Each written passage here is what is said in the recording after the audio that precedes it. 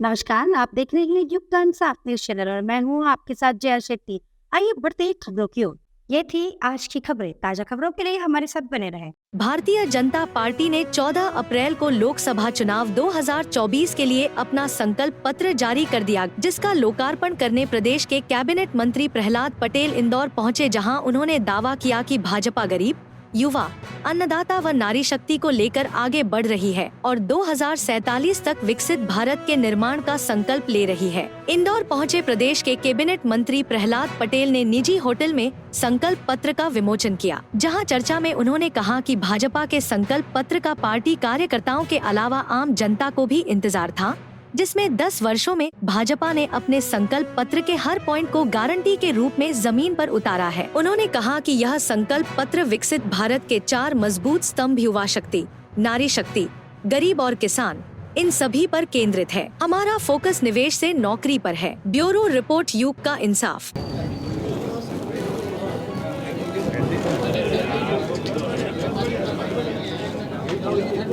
इंदौर के सभी print media, electronic media और फोटो जर्नलिस्ट सभी का इधर से स्वागत करता हूं, अभिनंदन करता हूं। नवरात्रि का पर्व है। आप सबको नवरात्रि की और आने वाली रामनवमी की हार्दिक बधाई। आज कल हमारा संकल्प पत्र आदरणीय प्रधानमंत्री जी की उपस्थिति में जारी हुआ है। मैं उसे एक ऐतिहासिक दस्तावेज मानता हूँ। इस दस्तावेज में वर्तमान को गढ़ने की बुनियाद भी है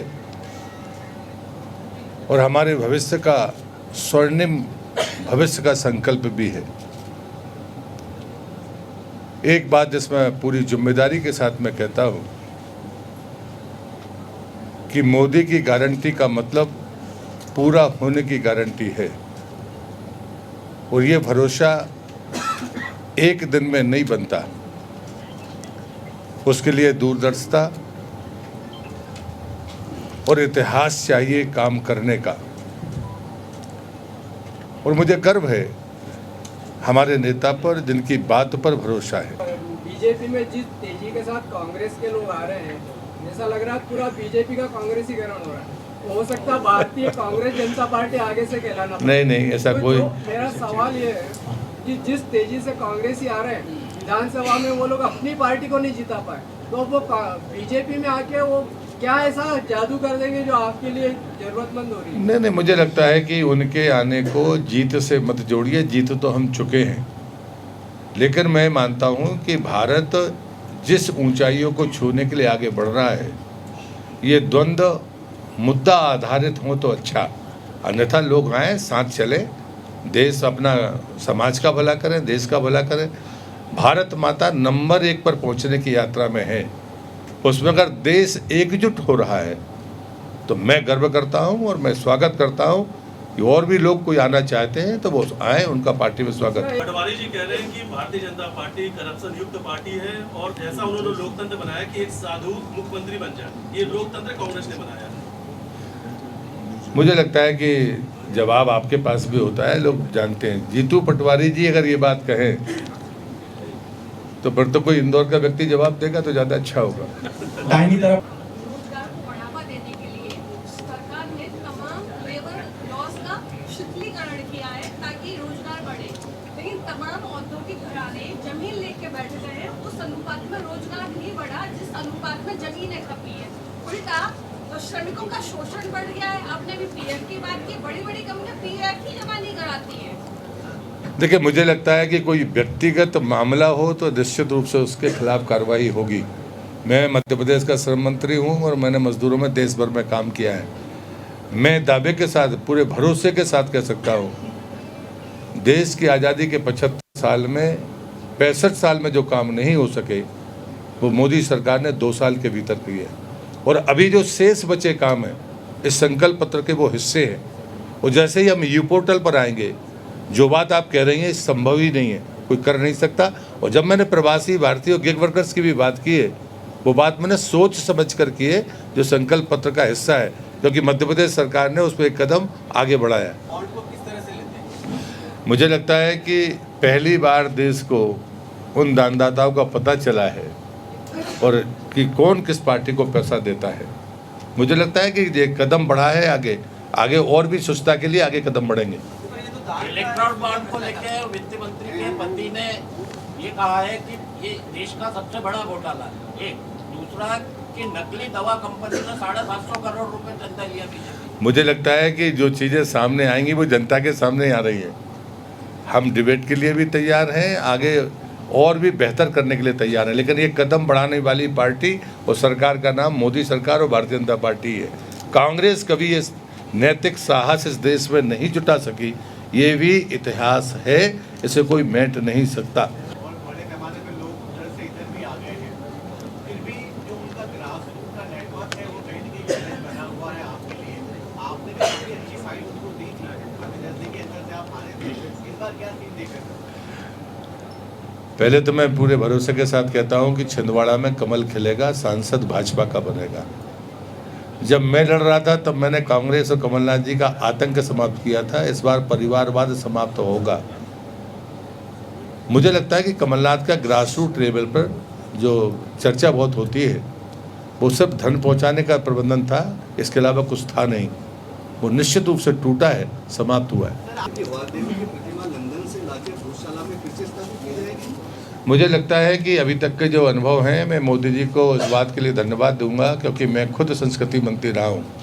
पहले मूर्तियाँ वापस आती थी और पुराने किले के म्यूजियम में रख दी जाती थी। ये मोदी जी का संकल्प है कि उन्होंने कहा कि मूर्ति जहाँ से चोरी गई है वहीं पर वापस जाएगी। जबकि सबसे ज़्यादा भूमि अधिग्रहण इंदौर जिले में हो रहा है। आपके पास में चिंटू भैया बैठे हैं, इन्हीं के विधानसभा में काफ़ी भूमि अधिग्रहण हुआ है, जिसका किसान लगातार विरोध कर रहा है। नहीं, मुझे लगता है कि हमने बड़े बड़े यानी वाराणसी उसका उदाहरण है, उज्जैन उसका उदाहरण है। अगर भूमि अधिग्रहण सरकार करती है तो जिसकी ज़मीन होती है वो सदैव संतुष्ट रहता है।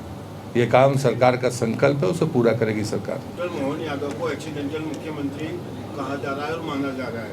मैं श्रीमान से जानना चाह रहा हूँ क्या लोकसभा चुनाव के परिणामों के बाद प्रदेश में तो परिवर्तन की बात है, और यदि है तो उसमें आपका नाम अभी सर्वोपरि चल रहा है। मुझे लगता है कि डॉक्टर मोहन यादव जी ने काम और निर्णयों से 100 दिन के भीतर अपनी पहचान बनाई है। मैं पहला उदाहरण देता हूँ कि जो संवेदनशील फैसला है, आम आदमी, गरीब या किसी भी प्रकार का व्यक्ति अगर बीमार होकर डिस्ट्रिक्ट हॉस्पिटल में पहुँचे और उसे और अधिक इलाज की ज़रूरत है तो सरकार हेलीकॉप्टर का या हवाई खर्चा भारत सरकार, मध्य प्रदेश सरकार देगी।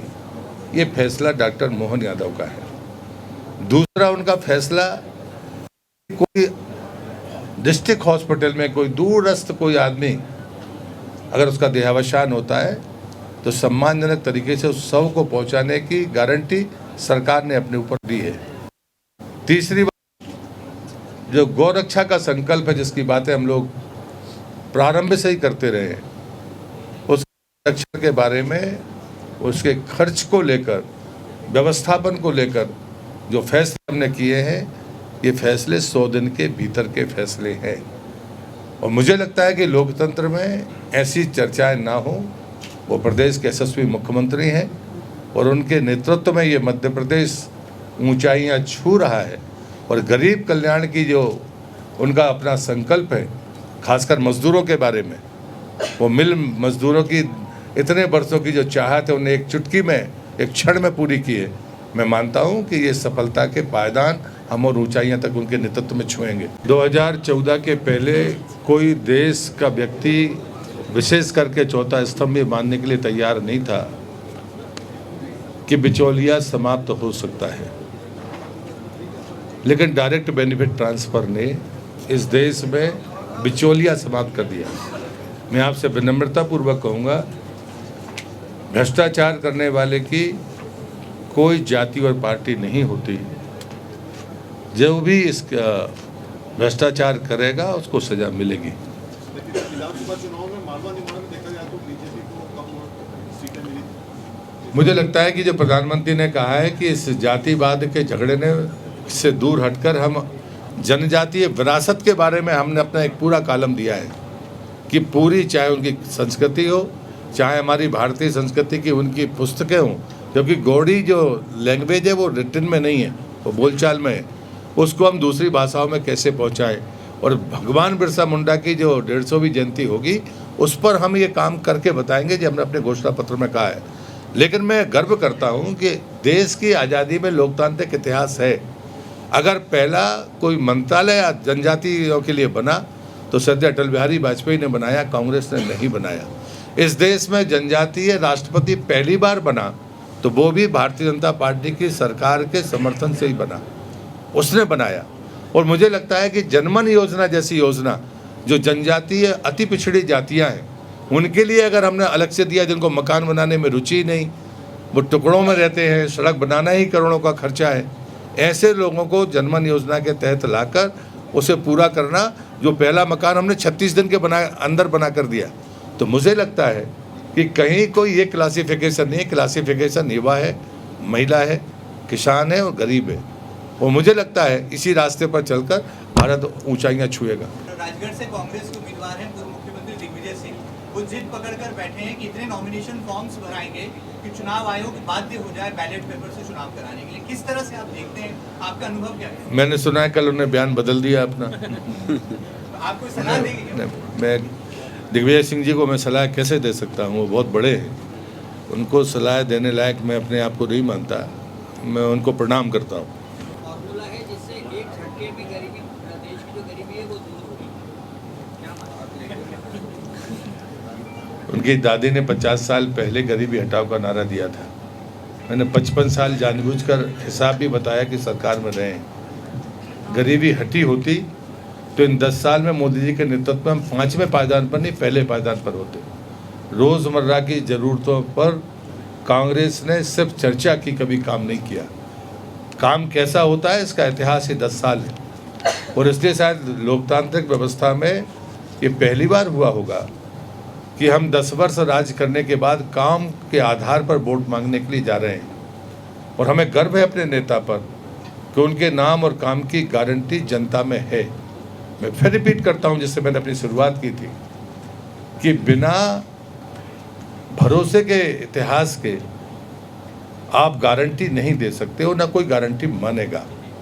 आपके पास दूरदर्शिता चाहिए, आपके पास संकल्प शक्ति चाहिए, आपके पास में काम पूरे करने का इतिहास चाहिए, तब जाकर लोग कहीं भरोसा करते हैं। और इसलिए हम अपने विजन संकल्प पत्र में कहते हैं कि हमारा गौरवशाली तो वर्तमान है, लेकिन वैभवशाली भारत के लिए हमारा ये दस्तावेज है, जो एक ऐतिहासिक दस्तावेज है।